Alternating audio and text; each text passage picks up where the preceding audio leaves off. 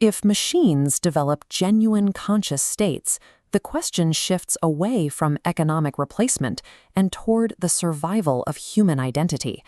A recent essay from Vermont Digital outlines the ethical dilemma approaching as artificial systems edge closer to replicating the internal mechanics of a mind. Historically, human rights, legal protections, and our sense of distinction have been anchored to our consciousness.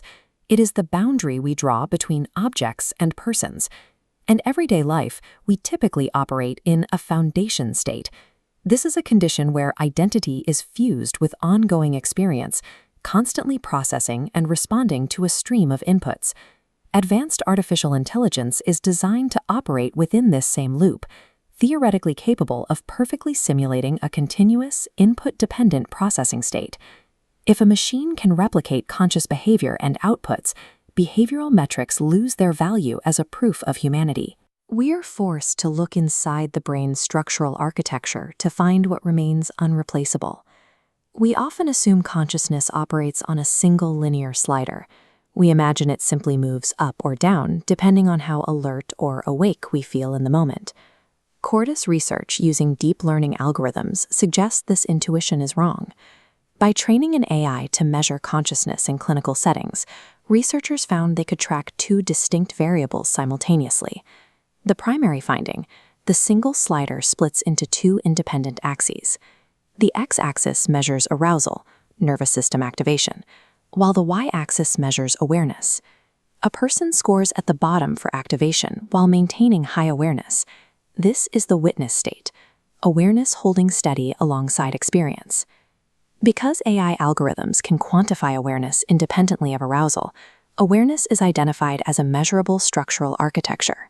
There is a deeper assumption to dismantle: the idea that the story of who you are, your personal narrative, is the same thing as your fundamental awareness.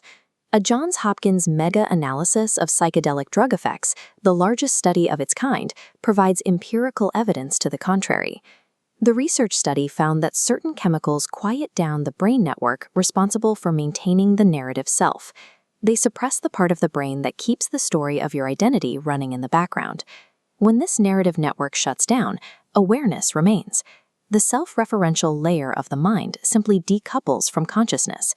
This creates the source state, a condition of pure awareness that exists even in the total absence of a narrative story or an identity anchor. This data confirms that the separation of self and awareness is a neurologically real phenomenon, measurable across a massive pool of subjects.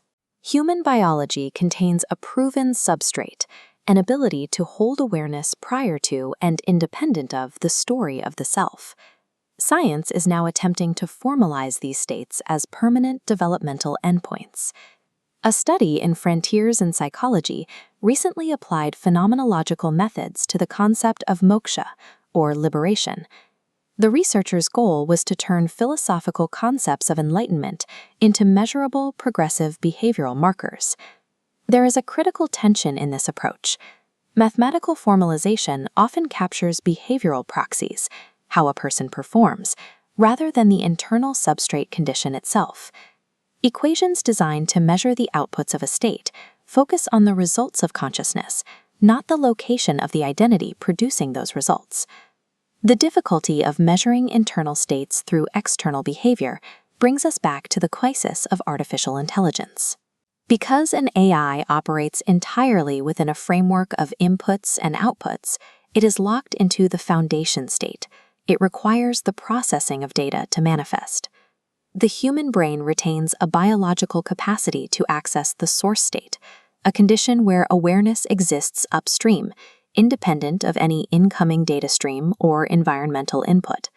An algorithm cannot sit prior to experience without processing it. This structural gap creates a boundary between machine simulation and human biology. As artificial systems master every observable form of human doing, the distinction that remains is this proven structural capacity for pure being.